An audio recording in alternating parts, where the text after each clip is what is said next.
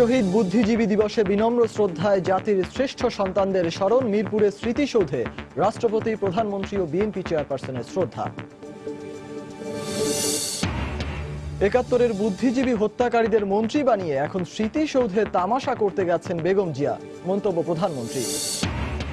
গণতন্ত্রের চর্চা না থাকায় বাস্তবায়ন হয়নি শহীদদের স্বপ্ন, মন্তব্য ফখরুলের। বললেন, মুক্তিযুদ্ধের চেতনায় উদ্বুদ্ধ হয়েই অধিকার আদায় করবে জনগণ।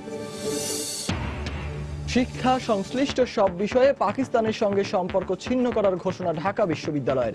সিন্ডিকেটের জরুরি সভায় সিদ্ধান্ত।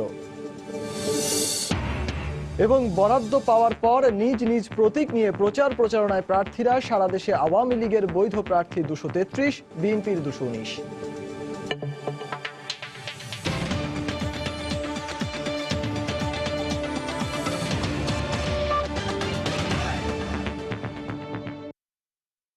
প্রবাসের সময়ে সঙ্গে আছি আমি সজল মিত্র রিচার্ড।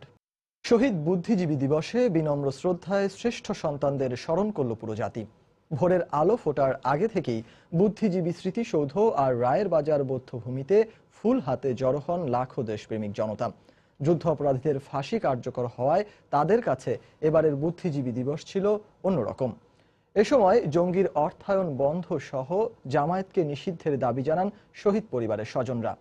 সাফিন জাহিদকে সঙ্গে নিয়ে আরো জানাচ্ছেন ফেরদৌস লিপি। স্বাধীনতা ৪৪ বছর পর ১৪ই ডিসেম্বরের ভোরের এই সূর্য যেন দায়মুক্ত বাংলাদেশের বার্তা নিয়েই উঠেছে। শহীদ বুদ্ধিজীবী হত্যার মূল পরিকল্পনাকারী জামায়াত নেতা মুজাহিদের ফাঁসির রায় কার্যকর হওয়ায় উচ্ছ্বসিত সাধারণ মানুষ। এবার যেন অন্যরকম এক প্রত্যয় নিয়ে সূর্য সন্তানদের শ্রদ্ধা জানাতে আসেন হাজার হাজার সাধারণ মানুষ। পাকিস্তানি হানাদার বাহিনী যে আমাদের বুদ্ধিজীবীদেরকে যে নির্মমভাবে হত্যা করেছে তার স্মৃতিতে আমরা এখানে তাদের স্মরণ করতে এসেছি। পৃথিবী যতদিন বেঁচে থাকবে ততদিন তাদের কথা আমাদের স্মরণ থাকবে, মনে থাকবে। তাদের অবদান কোনোদিন আমরা ভুলতে পারবো না। আমরা সবাই খুশি যে এখন আমাদের সেই মুক্তিযুদ্ধের সেই আলবদর রাজাকারদের ফাঁসি হয়েছে। অনেক দিনের গ্লানি, অনেক দিনের যে আমাদের বোঝা, সেটা আমরা কিছুটা হালকা হয়েছি। নতুন প্রজন্মকে শহীদের আত্মত্যাগের কথা জানাতে সন্তানদের নিয়ে এসেছিলেন অনেক অভিভাবকও। বাবার সাথে আসছি, শহীদ বুদ্ধিজীবীদের স্মরণে আমরা ফুল দিতে আসছি। এই স্বাধীনতার জন্য কি অপরিসীম ত্যাগ আমাদের পূর্বপুরুষদেরকে করতে হয়েছে, সেই ইতিহাসটা এই শিশুদের জানা দরকার। বুদ্ধিজীবী হত্যাকারীদের সংগঠন জামায়াতের আর্থিক উৎস বন্ধ সহ রাজনীতি নিষিদ্ধ করার দাবি জানান শহীদ পরিবারের সন্তানরা। জঙ্গিবাদ যখন সম্পূর্ণভাবে আধিপত্য বিস্তার করতে চায়, তখন তাদের সবচেয়ে সফলতার দিকটা হচ্ছে তাদের আর্থিক উৎস। এখন যদি এ থেকে আমাদের মুক্তি পেতে হয়, তাহলে তাদের এই উৎসগুলোকে কর্তন করতে হবে। ২৩১টি প্রতিষ্ঠান আছে এই জামাত শিবির স্বাধীনতা বিরোধী জঙ্গি সম্প্রদায়ের। সেই প্রতিষ্ঠানগুলো, আর্থিক প্রতিষ্ঠানগুলো বন্ধ করে দিতে হবে। স্মৃতিসৌধের পাশেই প্রতীকীভাবে সেই দিনই হত্যাকাণ্ডের ভয়াবহ চিত্র তুলে ধরা হয় নতুন প্রজন্মের কাছে। এদিকে মিরপুরে শহীদ বুদ্ধিজীবী স্মৃতিসৌধেও সকাল থেকে শ্রদ্ধা জানাতে আসেন হাজারো মানুষ। একটা জাতিকে বুদ্ধিবৃত্তিক জায়গায় ধ্বংস করে দেওয়া, সেখান থেকে বেরিয়ে আসতে আমাদের অনেকটা সময় লেগেছে। একটি স্বাধীন রাষ্ট্র, ভূখণ্ড, পতাকা সবই পেয়েছি, সেই সাথে হয়েছে আমাদের অর্থনৈতিক উন্নতি। কেবল যুদ্ধ অপরাধীদের বিচার নয়, জামায়াতে ইসলামকে নিষিদ্ধ করার মধ্য দিয়ে ৭১-এর শহীদদের স্বপ্ন বাস্তবায়ন হবে বলে মনে করেন তারা। ফেরদৌস লিপি, সময় সংবাদ, ঢাকা। এদিকে যুদ্ধাপরাধের বিচার প্রক্রিয়া দ্রুত শেষ করে জামায়াত শিবিরকে নিষিদ্ধের দাবিতে রাজধানীর কেন্দ্রীয় শহীদ মিনার থেকে বের করা হয় দীর্ঘ পতাকা মিছিল। দ্রুত সময়ের মধ্যে দেশে বিদেশে থাকা সব বুদ্ধিজীবী হত্যাকারীকে বিচারের আওতায় আনার দাবি জানান মিছিলে অংশ নেয়া দেশের শীর্ষ কবি, সাহিত্যিক, বুদ্ধিজীবী ও শিক্ষাবিদরা। হাতে লাল সবুজের পতাকা, মুখে জাতীয় সঙ্গীত। ৪৪ বছর আগে দেশের জন্য জীবন উৎসর্গ করা জাতির শ্রেষ্ঠ সন্তানদের বুদ্ধিজীবী দিবসে এমনিভাবেই স্মরণ করেছে নবীন প্রবীণ সবাই। জাতীয় পতাকার মান রক্ষায় শহীদ মিনারের পাদদেশে দাঁড়িয়ে সবার কণ্ঠে উচ্চারিত হয় দৃপ্ত শপথ। এখান থেকেই যুদ্ধাপরাধীদের চলমান বিচার প্রক্রিয়া দ্রুত সময়ের মধ্যে শেষ করার দাবি জানান বিশিষ্টজনেরা। আমাদের জাতীয় পতাকা তারা যে খামচে ধরেছিল, সেই খামচি থেকে আমরা কিন্তু আমাদের জাতীয় পতাকাকে এখনো সম্পূর্ণরূপে মুক্ত করতে পারি নাই।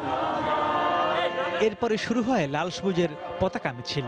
মিছিলটি শহীদ মিনার থেকে শুরু হয়ে দোয়েল চত্বর, টিএসসি মোড় ঘুরে শেষ হয় সোহরাওয়ার্দী উদ্যানের শিখা চিরন্তনীতে গিয়ে।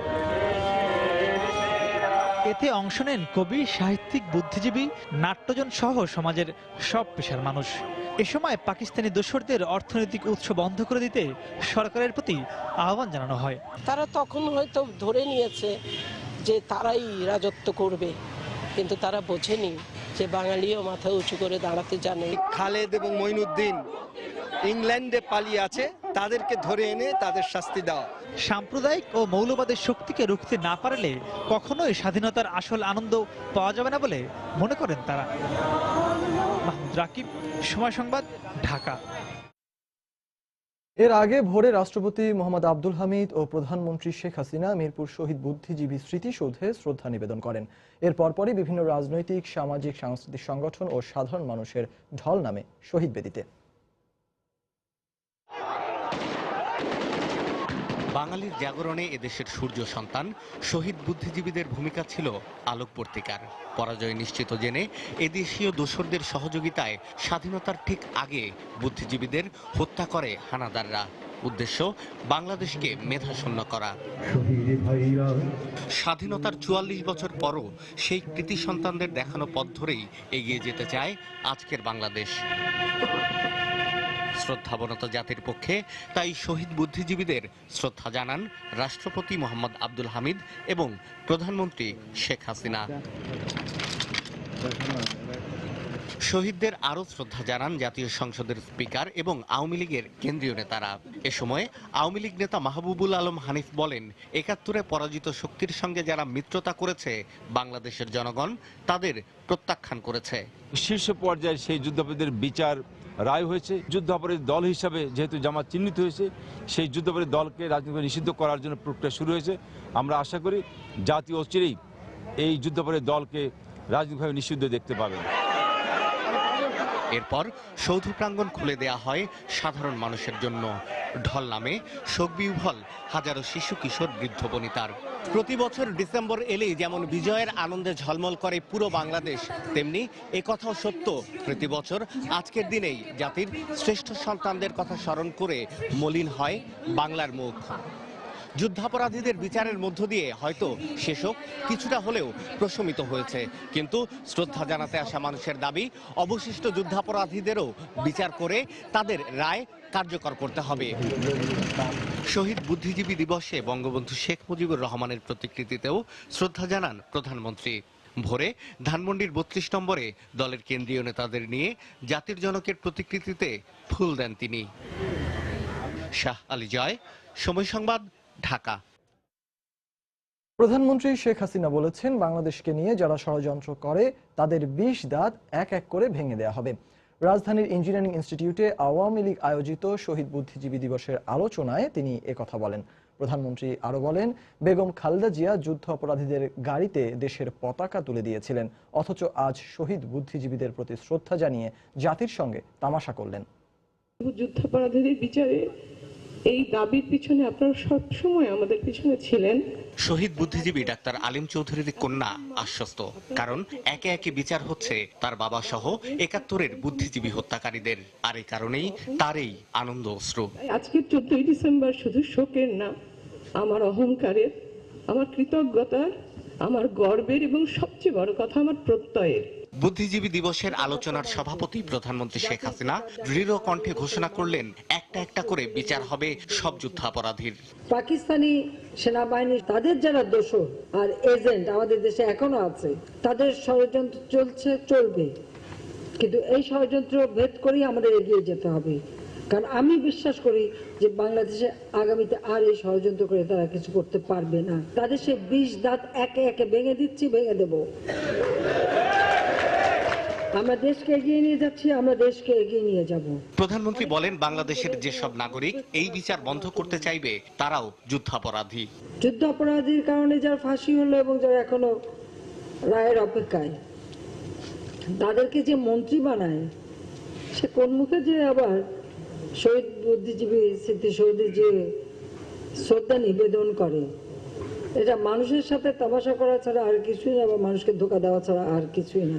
প্রধানমন্ত্রী বলেন, যুদ্ধাপরাধের বিচার বন্ধে আন্তর্জাতিক মহলের চাপ ছিল, বড় জায়গার টেলিফোন ছিল, তারপরও বিচারের পক্ষে তিনি অবিচল থেকেছেন।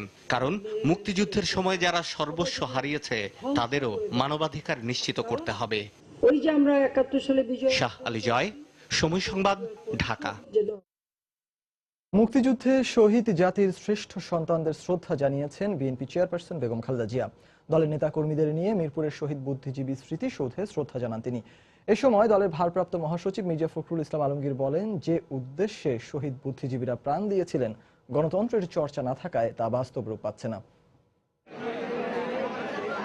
যাদের প্রাণের বিনিময়ে পাওয়া এই স্বাধীন দেশ, তাদের প্রতি শ্রদ্ধা জানাতে সকাল 10:30টার দিকে মিরপুরের শহীদ বুদ্ধিজীবী স্মৃতিসৌধে আসেন বিএনপি চেয়ারপারসন বেগম খালেদা জিয়া। দলের ভারপ্রাপ্ত মহাসচিব মির্জা ফখরুল ইসলাম আলমগীর সহ অন্যান্য শীর্ষ নেতাদের সঙ্গে নিয়ে শহীদ বেদিতে শ্রদ্ধা নিবেদন করেন তিনি। এর আগে মির্জা ফখরুল কথা বলেন গণমাধ্যম কর্মীদের সঙ্গে। নানা কারণে শহীদ বুদ্ধিজীবীদের স্বপ্ন অধরায় রয়ে গেছে বলে মন্তব্য করেন তিনি। শহীদ বুদ্ধিজীবী যারা প্রাণ দিয়েছিলেন, তারা প্রাণ দিয়েছিলেন একটি মুক্ত বাংলাদেশ, একটি স্বাধীন বাংলাদেশ, গণতান্ত্রিক বাংলাদেশ প্রতিষ্ঠা করার জন্য। দুর্ভাগ্যক্রমে আমরা সেটা অর্জন করার পরেও সেটা আমরা হারিয়ে ফেলেছি। আন্দোলনের মাধ্যমে জনগণ তাদের অধিকার আদায় করে নেবে বলেও মন্তব্য করেন মির্জা ফখরুল। জনগণ যে চেতনা নিয়ে 1971 সালে স্বাধীনতা যুদ্ধ করেছিল, সেই চেতনার মধ্য দিয়েই, আন্দোলনের মধ্য দিয়েই তারা সেই গণতন্ত্রকে আবার ফিরিয়ে আনবে। বিএনপি নেতৃত্বাধীন 20 দলীয় জোটের বিভিন্ন শরিক দলের পক্ষ থেকেও শহীদদের প্রতি শ্রদ্ধা জানানো হয়। সালাউদ্দিন সুমন, সময় সংবাদ, ঢাকা। মার্কিন পররাষ্ট্র মন্ত্রণালয়ের রাজনীতি বিষয়ক আন্ডার সেক্রেটারি টমাস শ্যাননের সাথে বৈঠক করেছেন বিএনপি চেয়ারপারসন বেগম খালেদা জিয়া।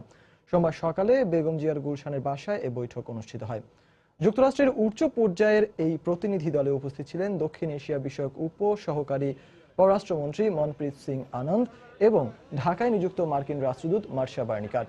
অন্যদিকে বিএনপি চেয়ারপারসন ছাড়াও এই বৈঠকে অংশ নেন ভারপ্রাপ্ত মহাসচিব মির্জা ফখরুল ইসলাম আলমগীর, স্থায়ী কমিটির সদস্য ডক্টর মঈন খান, চেয়ারপারসনের উপদেষ্টা রিয়াজ রহমান ও সাবিউদ্দিন আহমেদ।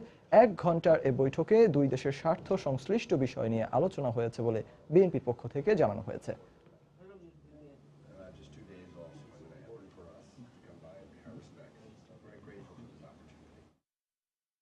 শহীদ বুদ্ধিজীবীদের আদর্শ আর মুক্তিযুদ্ধের চেতনায় উজ্জীবিত হয়ে যুক্তরাষ্ট্রের নিউ ইয়র্কে নানা আয়োজনে শহীদ বুদ্ধিজীবী দিবস পালন করেছে সর্বস্তরের প্রবাসী বাংলাদেশিরা। আর বুদ্ধিজীবী হত্যা ও মানবতা বিরোধী অপরাধে রাজাকার আলবদর আল শামসদের বিচারে সরকারের অঙ্গীকার পুনর্ব্যক্ত করেছেন কনসাল জেনারেল শামীম আহসান।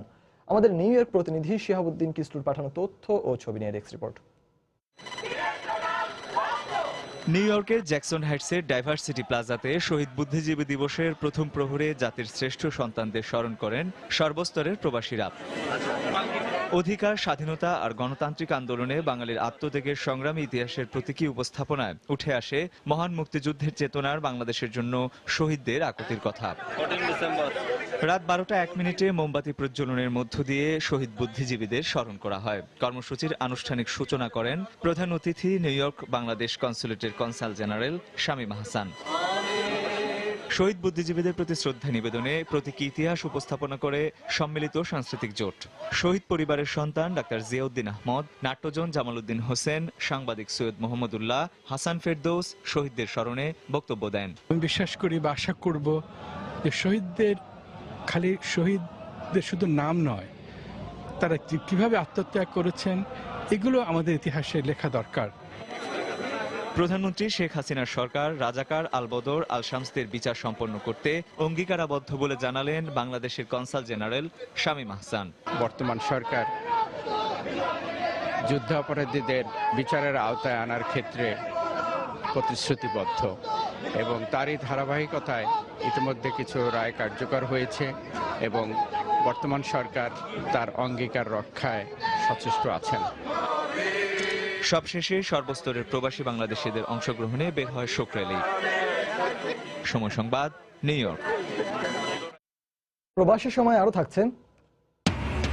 নারায়ণগঞ্জের 7 খুন মামলায় পুলিশ চাইলে অধিকতর তদন্ত করতে পারবে। হাইকোর্টের আদেশ, জিজ্ঞাসাবাদ করা যাবে নূর হোসেনকে, জানালেন আইনজীবী। পাকিস্তানের সব বিশ্ববিদ্যালয় ও শিক্ষা সংশ্লিষ্ট বিষয়ের সঙ্গে সম্পর্ক ছিন্ন করার ঘোষণা দিয়েছেন ঢাকা বিশ্ববিদ্যালয়ের উপাচার্য। বিকেলে ঢাকা বিশ্ববিদ্যালয়ের সিনেট ভবনে এক জরুরি সিন্ডিকেট সভা আহ্বান করেন উপাচার্য। সভায় 1971 সালের মহান মুক্তিযুদ্ধ চলাকালে বুদ্ধিজীবী হত্যা ও নরহত্যা নিয়ে মিথ্যাচার করায় পাকিস্তানের সঙ্গে শিক্ষা সংশ্লিষ্ট সম্পর্ক ছিন্ন করার সিদ্ধান্ত নেওয়া হয়। সভা শেষে বিশ্ববিদ্যালয়ের উপাচার্য প্রেস ব্রিফিংয়ে এ ঘোষণা দেন। শিগগিরই দেশের অন্যান্য বিশ্ববিদ্যালয়ের সঙ্গে পাকিস্তানের সম্পর্ক ছিন্ন করা হবে, ব্রিফিংয়ে জানানো হয়।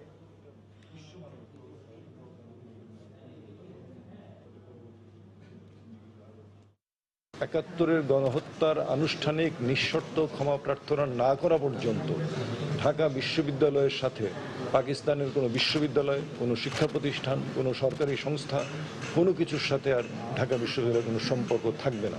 পাকিস্তানের সাথে সকল সম্পর্ক ছিন্ন করার জন্য আমরা সরকারের প্রতি আহ্বান জানাই। পৌর নির্বাচনের খবর।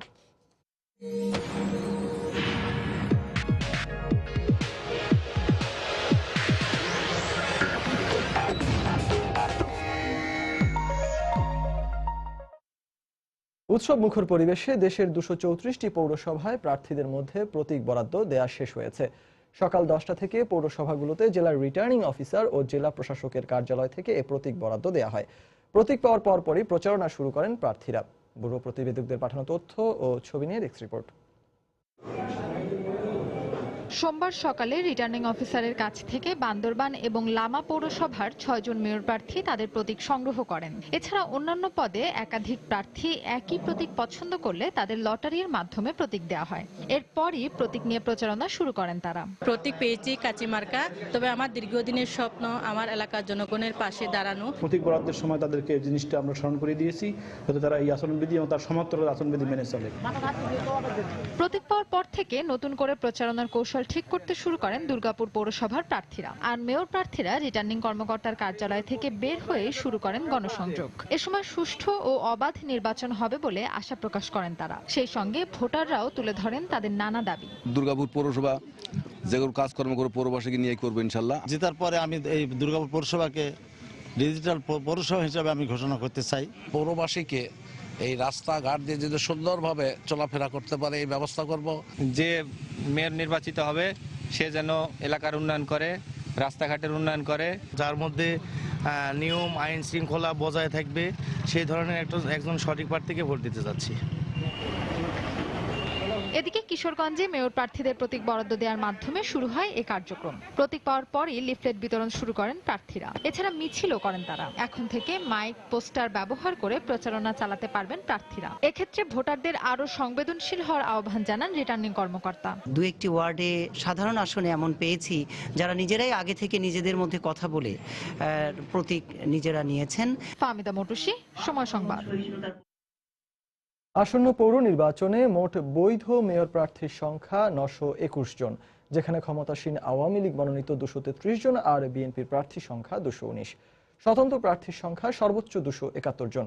আগামী 30 ডিসেম্বর দেশের 234টি পৌরসভায় অনুষ্ঠেয় এ নির্বাচনের 6টি এলাকাতে সরকারি দলের একক প্রার্থী রয়েছে।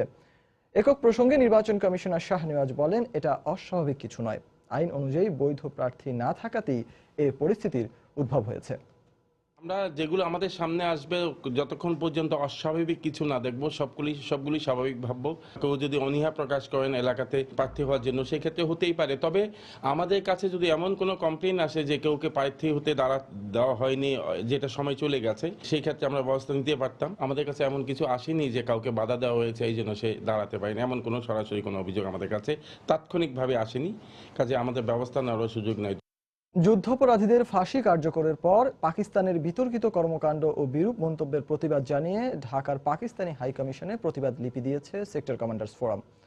সোমবার সকালে রায়ের বাজার বৌদ্ধভূমি থেকে মিছিল নিয়ে প্রতিবাদ লিপি পৌঁছে দিতে গুলশানের পাকিস্তান দূতাবাসের দিকে রওনা দেন সেক্টর কমান্ডার্স ফোরাম। মিছিলটি বনানী মাঠের কাছে পৌঁছলে সেখানে তাদের আটকে দেন আইন শৃঙ্খলা রক্ষাকারী বাহিনীর সদস্যরা। এরপর সংগঠনের চেয়ারম্যান কে এম শফিউল্লাহ নেতৃত্বে 3 সদস্যের প্রতিনিধি দল হাই কমিশনে প্রতিবাদ লিপি নিয়ে যান। প্রতিবাদ লিপিতে মহান মুক্তিযুদ্ধে 195 জন চিহ্নিত পাকিস্তানি যুদ্ধাপরাধীর বিচারের দাবি জানায় সেক্টর কমান্ডার্স ফোরাম।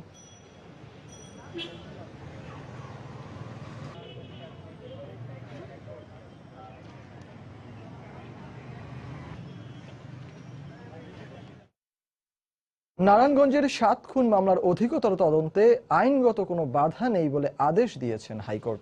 একই সঙ্গে এই মামলার অভিযোগপত্রে ষড়যন্ত্রের বিষয় সুস্পষ্টভাবে উল্লেখ না থাকায় তা অন্তর্ভুক্ত করতে বিচারিক আদালতকে আদেশ দিয়েছেন উচ্চ আদালত। অধিকতর তদন্ত চেয়ে নিহত কাউন্সিলর নজরুল ইসলামের স্ত্রীর রিট নিষ্পত্তি করে হাইকোর্ট এ আদেশ দেন। রিটকারীর আইনজীবী বলেন, এ আদেশের ফলে নূর হোসেনকে জিজ্ঞাসাবাদ করতে পারবে তদন্ত কর্মকর্তা। নারায়ণগঞ্জের আলোচিত 7 খুনের ঘটনার নেপথ্যে ষড়যন্ত্র ছিল প্রথম থেকেই এ দাবি করে আসছিলেন নিহতের স্বজনরা। একই সাথে ভারত থেকে নূর হোসেনকে ফিরিয়ে আনার পর জোর দাবি ওঠে তাকে রিমান্ডে নিয়ে জিজ্ঞাসাবাদের। এর পরিপ্রেক্ষিতেই অভিযোগপত্র দেওয়ার পর অধিকতর তদন্ত এবং জিজ্ঞাসাবাদের সুযোগ আছে কিনা তা নিয়ে চলে আইনি বিতর্ক। সোমবার নিহত কাউন্সিলর নজরুল ইসলামের স্ত্রীর করা এক রিট নিষ্পত্তি করে উচ্চ আদালত বলেন, 7 খুন মামলার অভিযোগপত্রে ষড়যন্ত্রের বিষয়টি উল্লেখ করা হয়নি। মামলার যে কোনো পর্যায়ে অধিকতর তদন্তের সুযোগ রয়েছে বলেও জানান আদালত। রিটকারীর আইনজীবীরা বলেন, এই আদেশের ফলে নূর হোসেনকে জিজ্ঞাসাবাদের সুযোগ সৃষ্টি হলো। মহামান্য জজ বলেছেন, আয়োর কাছে এই ক্ষমতা আইনগতভাবে এমনিই দেওয়া আছে, তিনি ইচ্ছা করলেই সেটা করতে পারবেন, প্রয়োজন হলেই সেটা করতে পারবেন। তিনি ডিরেকশন দিয়েছেন মাননীয় সেশন জাজকে, উনি যাতে ক্রিমিনাল কনস্পিরেসির যে ধারা সেই ধারা ইনক্লুড করে বিচার কার্য পরিচালনা করবেন। নিহত নজরুলের স্ত্রী আদালতের এই আদেশে সন্তোষ প্রকাশ করে প্রধান আসামি নূর হোসেনকে জিজ্ঞাসাবাদের দাবি জানান। আমি চার্জশিট পড়ে বুঝছি এই হত্যার আসল পরিকল্পনা আড়ালে রয়েছে। কেন মেরেছিল, পরিকল্পনা কে করেছিল, ও কেন এত বড় জঘন্য হত্যা করলো, 7টা ফ্যামিলি ধ্বংস করলো। সারা দেশবাসী দেখুক এখন নূর হোসেনকে আমার চাওয়া শুধু রিমান্ডে নেওয়া। 2014 সালের 27 এপ্রিল কাউন্সিলর নজরুল ইসলাম, আইনজীবী চন্দন সরকার সহ 7 জন নিখোঁজ হন। এর 3 দিন পর তাদের লাশ শীতলক্ষা নদীতে পাওয়া যায়। একই বছরের 8 এপ্রিল র্যাব কর্মকর্তা সহ 35 জনকে অভিযুক্ত করে আদালতে চার্জশিট দেয় গোয়েন্দা পুলিশ। আফজাল হোসেন, সময় সংবাদ, ঢাকা। বরগুনা পৌরসভা নির্বাচনে স্বতন্ত্র মেয়র প্রার্থীর সমর্থকের ওপর দফায় দফায় হামলার অভিযোগ এসেছে সরকার দলীয় মেয়র প্রার্থীর সমর্থকদের ওপর। এ সময় আহত বেশ কয়েকজনকে বরগুনা মেডিকেলে ভর্তি করা হয়। সন্ধ্যায় পৌর শহরের ক্রোক এলাকায় এ ঘটনা ঘটে। এই ঘটনায় একজনকে আটক করেছে পুলিশ। প্রত্যক্ষদর্শীরা জানায়, নির্বাচনী প্রচারণার অংশ হিসাবে কর্মী সমর্থকদের নিয়ে পথসভা করছিলেন স্বতন্ত্র মেয়র প্রার্থী শাহাদাত হোসেন। এ সময় তাদের ওপর হামলা চালায় আওয়ামী লীগের প্রার্থী কামরুল আহসান মহারাজের লোকজন। পরে এর প্রতিবাদে প্রেস ক্লাবের সামনে সমাবেশ করে শাহাদাত সমর্থকরা। এ সময় সেখানে গিয়ে আবারও হামলা চালায় মহারাজ সমর্থকরা। এ সময় মেয়র প্রার্থীর জামাই আরিফ খান সহ 15 জন আহত হন। খবর পেয়ে ঘটনাস্থলে গিয়ে লাঠি চার্জ করে দুপক্ষকে ছত্রভঙ্গ করে দেয়। এদিকে হামলার কথা অস্বীকার করেছেন আওয়ামী লীগের প্রার্থীরা।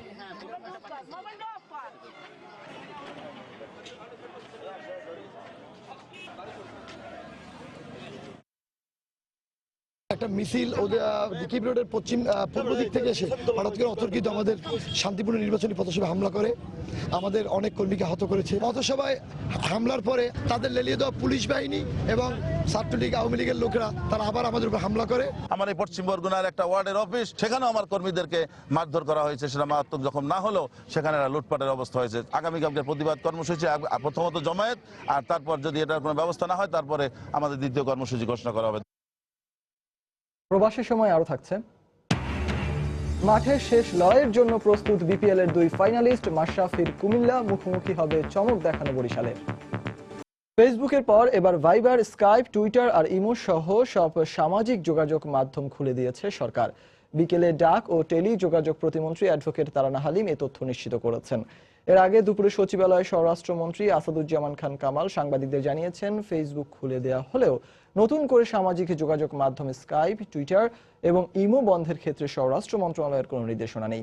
এদিকে দেশে জঙ্গি বা সন্ত্রাসী কর্মকাণ্ডের কোনো ধরনের হুমকিও নেই বলে জানান তিনি। দুপুরে সচিবালয়ে সাংবাদিকদের মন্ত্রী একথা বলেন। আমাদের স্বরাষ্ট্র মন্ত্রণালয় থেকে এরকম কোনো নির্দেশনা যায়নি, কিংবা আমরা এরকম কোনো অনুরোধ করিনি। এটা মানে কোনো গোয়েন্দা সংস্থা করেছে কিনা সেটাও কিন্তু আমি জানি না এই মুহূর্তে। স্কাইপি কিংবা ইসের জন্য বন্ধ করে দেওয়ার জন্য সিকিউরিটি ব্যবস্থা আমাদের নিরাপত্তা বাহিনী বলেন, গোয়েন্দারা বলেন, ভালো কাজ করছেন এবং তারা মাঠে ময়দানে যে সমস্ত যেভাবে কাজ করছেন আমি মনে করি তারা ভালো কাজ করছেন। কোনো থ্রেট নেই, নতুন করে যে থ্রেট সেই ধরনের থ্রেট এখনো আমাদের কাছে অনুভব হয়নি।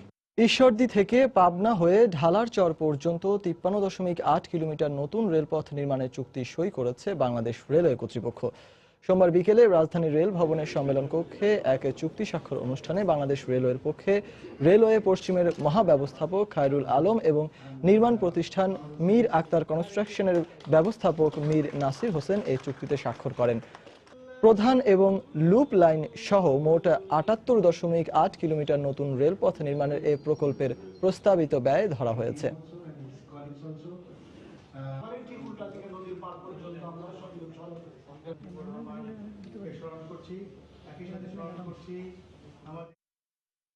চব্বিশ ঘন্টা নিরবিচ্ছিন্ন বিদ্যুৎ পাওয়ায় ব্যাপক জনপ্রিয়তা পেয়েছে সৌর বিদ্যুতের মিনি গ্রিড প্রকল্প। সঞ্চালনজনিত সীমাবদ্ধতার কারণে দেশের যেসব এলাকায় জাতীয় গ্রিডের বিদ্যুৎ পৌঁছায়নি সেসব এলাকায় সরকারের পাশাপাশি বিভিন্ন বেসরকারি প্রতিষ্ঠানের উদ্যোগে স্থাপিত হয়েছে এই প্রকল্প। এই প্রকল্পের সফলতা বাড়াতে অর্থ সহায়তা ও অঞ্চল ভিত্তিক পরিকল্পনার তাগিদ দিয়েছেন বিশেষজ্ঞরা। নরসিংদী থেকে ফিরে আশরাফুল ইসলামের ক্যামেরায় রিপোর্ট করেছেন দেবাশিস রায়। নরসিংদীর পাশ দিয়ে বয়ে চলা মেঘনা নদীর রায়পুরা প্রান্ত থেকে 30 মিনিটের নদীপথ পাড়ি দিলেই দেখা মিলবে পাড়াতলি গ্রামের, যেখানে এখনো পৌঁছায়নি জাতীয় গ্রিডের বিদ্যুৎ। কিন্তু না, সেখানকার আধার অনেক আগেই কেটে গেছে সৌর বিদ্যুতের হোম সিস্টেমে। তবে পদ্ধতিগত নানা সীমাবদ্ধতায় ঘরের আলো ছাড়া উৎপাদনশীল খাতে ব্যবহার করা যেত না সেই সৌর বিদ্যুৎ। সুখবর হলো, প্রায় বছরখানেক আগে সরকারি মালিকানার আর্থিক প্রতিষ্ঠান ইটকলের তত্ত্বাবধানে অংশীদারি প্রতিষ্ঠানের মাধ্যমে পাড়াতলিতে চালু হয়েছে 141 কিলোওয়াট ক্ষমতার সৌর বিদ্যুৎ চালিত মিনি গ্রিড প্রকল্প, যা বদলে দিয়েছে সেখানকার পুরো জীবনযাত্রা। ছেলেমেয়েদের লেখাপড়া করে তখন আমরা মিনি গ্রিড বিদ্যুৎ ব্যবহার করতেছি, নর্মাল তো আমরা সোলার ব্যবহার করতেছি।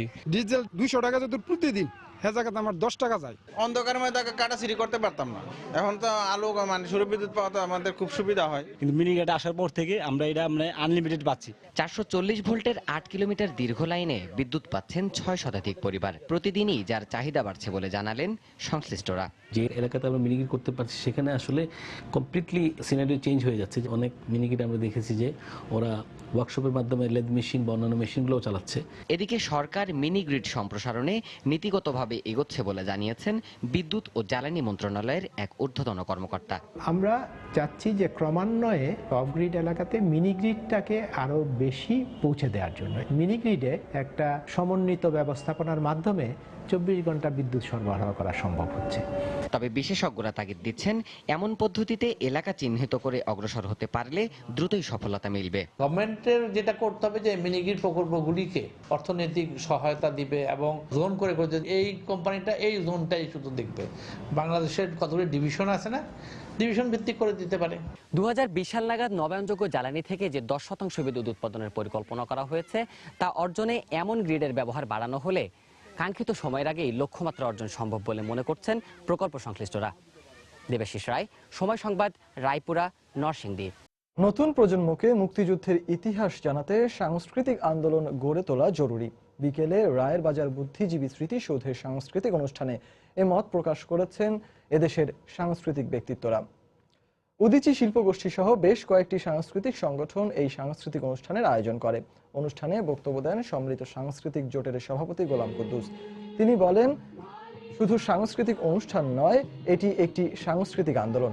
নতুন প্রজন্মের কাছে মুক্তিযুদ্ধের ইতিহাস তুলে ধরতে এই অনুষ্ঠানে মুক্তিযুদ্ধের প্রেরণা দেয়া স্বাধীন বাংলা বেতার কেন্দ্রের জনপ্রিয় গানগুলো পরিবেশন করানো হয়। এছাড়া অনুষ্ঠানে নাচ, কবিতা আবৃত্তি ও নাটক পরিবেশন করেন বিভিন্ন সাংস্কৃতিক সংগঠনের শিল্পীরা। 3 দিনব্যাপী চলবে এই সাংস্কৃতিক অনুষ্ঠান।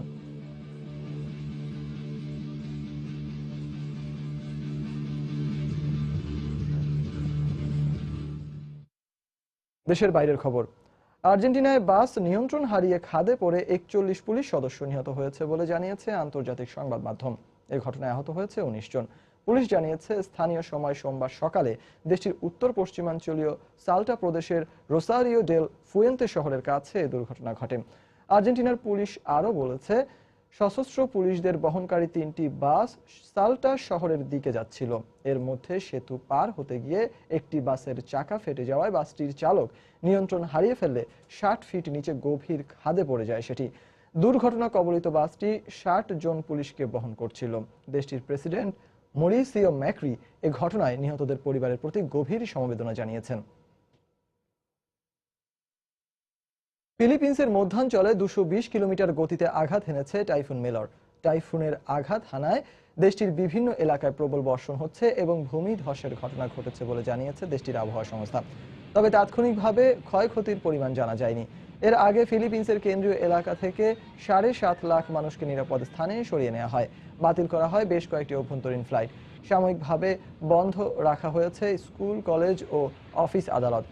2013 সালে দেশটিতে টাইফুন হাইয়ান আঘাত হানলে 6,000-এরও বেশি মানুষের প্রাণহানি ঘটেছিল।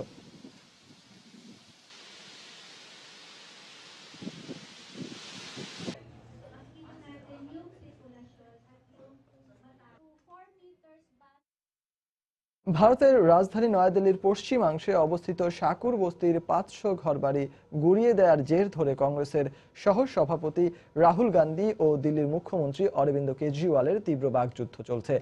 তীব্র শীতের মধ্যে এই বস্তি উচ্ছেদের ঘটনাকে অমানবিক আখ্যা দিয়ে পার্লামেন্টের লোকসভায় এর তীব্র বিরোধিতা করেন রাহুল। সেই সাথে দিল্লির মুখ্যমন্ত্রী কেজরিওয়ালের নীরব ভূমিকার সমালোচনা করেন তিনি। কেজরিওয়াল দিল্লির সর্বময় ক্ষমতার অধিকারী হয়েও কেন্দ্রীয় সরকারের কাছে ধর্ণা দিতে ব্যস্ত বলে অভিযোগ করেন রাহুল। জবাবে রেলওয়ে বিভাগ কেন্দ্রীয় সরকারের অধীনে বলেই এ বিষয়ে তাদের সঙ্গে আলোচনা না করে কিছু করা সম্ভব নয় বলে জানান কেজরিওয়াল। রাহুলের সমালোচনা উপেক্ষা করে তাকে রাজনীতির ময়দানের শিশু হিসেবে উল্লেখ করেন কেজরিওয়াল। ভারতের রেলওয়ে কর্তৃপক্ষের নির্দেশে শনিবার শাকুর বস্তির 500 ঘরবাড়ি ধ্বংস করা হয়।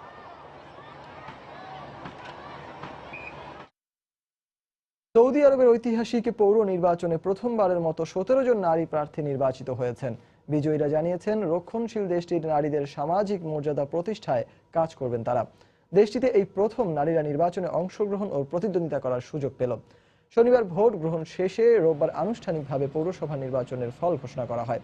সৌদি স্বরাষ্ট্র মন্ত্রণালয় ও রাষ্ট্রীয় গণমাধ্যমের বরাত দিয়ে বিবিসি জানায় নির্বাচনে 2100 কাউন্সিলর আসনে বিভিন্ন পদের জন্য লড়েছেন 978 জন নারী প্রার্থী এবং প্রায় 7000 পুরুষ প্রার্থী। এদিকে নির্বাচনে ভোট দিতে নাম নিবন্ধন করেন 1,30,000 নারী। সেখানে 13.5 লাখেরও বেশি পুরুষ ভোটার নাম লিপিবদ্ধ করেন। রাজশাসিত ও রক্ষণশীল দেশটিতে নারীদের এ সুযোগ করে দেওয়ার ঘটনাকে ঐতিহাসিক হিসেবে বিবেচনা করা হচ্ছে। সৌদি আরবে 1965 সালের পর এই প্রথম কোনো নির্বাচন অনুষ্ঠিত হয়েছে।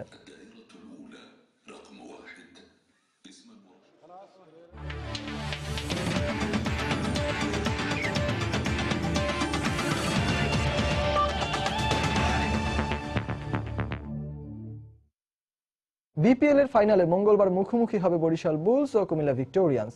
গ্রুপ পর্বে দাপুটে পারফরমেন্স ফাইনালে ধরে রেখে সবার সম্মিলিত চেষ্টা দিয়ে শিরোপা জিততে চায় কুমিল্লা ভিক্টোরিয়ান্স, এমনটাই জানিয়েছেন অধিনায়ক মাশরাফি। অন্যদিকে অতিরিক্ত চাপ না নিয়ে বরং মাঠে নিজেদের স্বাভাবিক খেলাটা খেলতে পারলেই শিরোপা জেতা সম্ভব বলে জানিয়েছেন বরিশাল বুলসের ব্যাটসম্যান শাহরিয়ার নাফিস। মিরপুর শেরেবাংলা জাতীয় স্টেডিয়ামে ম্যাচটি শুরু হবে সন্ধে 6:30টায়। পর্দা নামার অপেক্ষায় ঘরোয়া ক্রিকেটের জমকালো আয়োজন বিপিএল এর তৃতীয় আসর, সাথে অপেক্ষা নতুন এক চ্যাম্পিয়নকে বরণ করে নেয়ার। আসরের আগে তেমন আলোচনা ছিল না কুমিল্লা ভিক্টোরিয়ান্স, কিন্তু লিগ পর্বে দুর্দান্ত পারফরমেন্স দিয়ে সেই কুমিল্লাই এখন ফাইনালের মঞ্চে। আর কোয়ালিফায়ার ম্যাচে তো কুমিল্লার কাছে পাত্তাই পায়নি সাকিবের রংপুর রাইডার্স। দলের অভিজ্ঞদের পাশাপাশি দারুণ ফর্মে আছেন নবীন রাও, আশাস জাইদি, আবু হায়দার রনিরা আছেন ফর্মের তুঙ্গে। তবে সমন্বিত পারফরমেন্সে আস্থা রেখে ফাইনালের মঞ্চেও সফল হতে চান কুমিল্লার অধিনায়ক ও কোচ। আমরা যেভাবে খেলতে চেয়েছি আলহামদুলিল্লাহ আমরা এই পর্যন্ত সেভাবে খেলে আসতে পেরেছি। আর এখন তো বোথ টিমের জন্য do or die match, so আমরা ইনশাল্লাহ হোপফুল এবং পজিটিভ, ইনশাল্লাহ ভালো কিছু হবে আমরা আশা করছি। আমরা একটা পরিবারের মতো আগাচ্ছি এবং ইনশাল্লাহ ভবিষ্যতে আরো ভালো হবে। তো আমি ফাইনাল নিয়ে আশাবাদী যে আমাদের আসলে ভালো যাবে। অন্যদিকে কোয়ালিফায়ারের আগে ক্রিস গেল চলে গেলেও সাব্বির, শাহরিয়ার, নাফিসরা সে শূন্যতা পূরণ করে ফাইনালে তুলেছেন বরিশালকে। শিরোপার লড়াইয়ে কোনো চাপ না নিয়ে কুমিল্লার বিপক্ষে স্বাভাবিক খেলে শিরোপা ঘরে তুলতে চায় বরিশালও। আমরা চেষ্টা করব, আমরা নর্মালি যেই ফ্লোতে খেলছি, আমরা যেই স্ট্র্যাটেজি নিয়ে খেলছি, কালকের ম্যাচটাতে ফাইনাল মনে না করে একটা নর্মাল যে কোনো একটা ম্যাচের মতো ট্রিট করার চেষ্টা করবো ইনশাআল্লাহ। এটা দু দলের জন্যই ডু অর ডাই ম্যাচ, তাই খেলায় যতটা কম ভুল করা যায় আমরা সে চেষ্টাই করব। শেষ ম্যাচ জিতে আমাদের আত্মবিশ্বাস বেড়েছে, আমরা সেটাকে কাজে লাগাতে চাই। কথা আছে ক্রিকেট অনিশ্চয়তার খেলা, কার ঘরে উঠবে শিরোপা অথবা কে হাসবে শেষ হাসি তা আগে থেকেই বলা কঠিন। তবে ফাইনাল হোক ফাইনালের মতো পুরো ম্যাচ জুড়ে থাকুক চরম উত্তেজনা, সে আশায় মত্ত দেশের ক্রিকেট প্রেমীরা। নাসির সুলতান, সময় সংবাদ, ঢাকা। প্রবাসের সময় এ পর্যায়ে শীর্ষ সংবাদ জানিয়ে দিচ্ছি আরেকবার।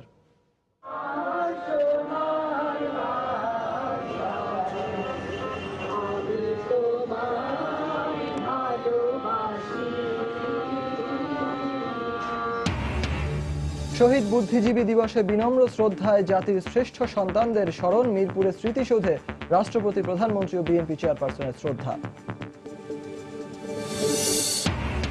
৭১-এর বুদ্ধিজীবী হত্যাকারীদের মন্ত্রী বানিয়ে এখন স্মৃতিসৌধে তামাশা করতে গেছেন বেগম জিয়া, মন্তব্য প্রধানমন্ত্রী। গণতন্ত্রের চর্চা না থাকায় বাস্তবায়ন হয়নি শহীদদের স্বপ্ন, মন্তব্য ফখরুলের। বললেন, মুক্তিযুদ্ধের চেতনায় উদ্বুদ্ধ হয়ে অধিকার আদায় করবে জনগণ। শিক্ষা সংশ্লিষ্ট সব বিষয়ে পাকিস্তানের সঙ্গে সম্পর্ক ছিন্ন করার ঘোষণা, ঢাকা বিশ্ববিদ্যালয়ের সিন্ডিকেটের জরুরি সভায় সিদ্ধান্ত। এবং বরাদ্দ পাওয়ার পর নিজ নিজ প্রতীক নিয়ে প্রচার প্রচারণায় প্রার্থীরা, সারা দেশে আওয়ামী লীগের বৈধ প্রার্থী 233, বিএনপির 219। এই ছিল প্রবাসের সময়। যে কোনো খবর পেতে ভিজিট করুন সময়নিউজ.tv। যে কোনো বাংলা লিংক, রবি ও সিরিসেল নম্বর থেকে সময় সংবাদের খবর, অনুষ্ঠান সূচি জানতে এবং যে কোনো তথ্য সময় সংবাদকে জানাতে ডায়াল করুন 16242 নম্বরে। এছাড়া এই মাত্র পাওয়া খবর মোবাইলে পেতে SMS করুন *SN লিখে পাঠিয়ে দিন 16242 নম্বরে। সঙ্গে থাকুন সময়।